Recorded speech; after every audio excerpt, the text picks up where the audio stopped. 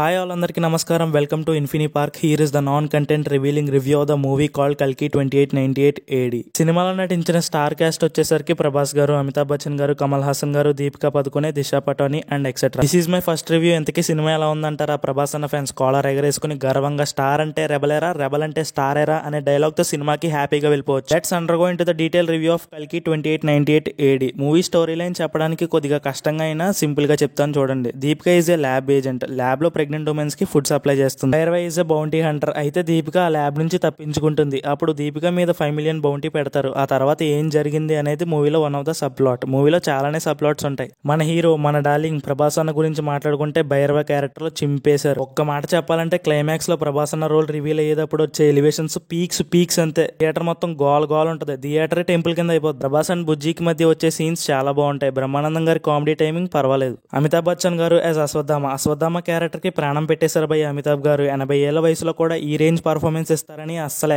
Expect కూడా చేయలేదు. కమల్ హాసన్ గారు కూడా భలే యాక్ట్ చేశారు. ఆయన కెరియర్ లో one of the best role అని చెప్పొచ్చు. Deepika also done very well. Shobhan and Disha Patani also given their best. Bujji voice over by Keerthy Suresh గారు వాస్ టూ క్యూట్. మూవీలో కొన్ని క్యామియో రోల్స్ కూడా చాలా బాగుంటాయి. మూవీలో మేజర్ హైలైట్స్ అంటే Mahabharatam episodes, interval, Ashwatthama and Bhairava fight sequence and climax. Starting from every technician to casting every one given their best. Movie first half కొంచెం lag అనిపించిన సెకండ్ హాఫ్ మాత్రం చాలా బాగుంటది. స్క్రీన్ మీద వచ్చే ప్రతి క్యామియోని చాలా బాగా ఎంజాయ్ చేస్తాం. Interval block was good. ఇంకా సెకండ్ హాఫ్ మాత్రం పోనక లోడింగే. Movie last 15 to 20 minutes of కల్కి 2898 AD will be on fire. దీని అమ్మ ఇది కదరా క్లైమాక్స్ అంటే అనే రేంజ్ లో ఉంటది. మూవీలో వచ్చే క్యామియోస్ మరీ ఏమీ ఓవర్ గా ఉండవు. అవసరం అవ్వాల్సినప్పుడే క్యామియోస్ ని బాగా యూజ్ చేశారు. ఇంకోసారి చెప్తున్నా, క్లైమాక్స్ లో ప్రభాస్ ఎవరు అనేది తెలిసినప్పుడు మీరు సీట్ లో కూర్చోరు. సైంటిఫిక్ ఫిక్షనల్ స్టోరీ ప్లస్ మైథాలజీతో నాగశ్విన్ గారు ఒక ఆట ఆడేసుకున్నారు. నాగశ్విన్ గారి 5 ఏళ్ల కష్టానికి ఈ రోజు ప్రతిఫలం దక్కింది. నాగశ్విన్ గారు హ్యాండిల్డ్ ఎవ్రీథింగ్ ప్రాపర్లీ. అసలు డైరెక్టర్ నాగశ్విన్ గారు క్రియేట్ చేసిన Shambhala complex, Kashi, worlds and cinematic universe మాత్రం అరాచకం అంతే.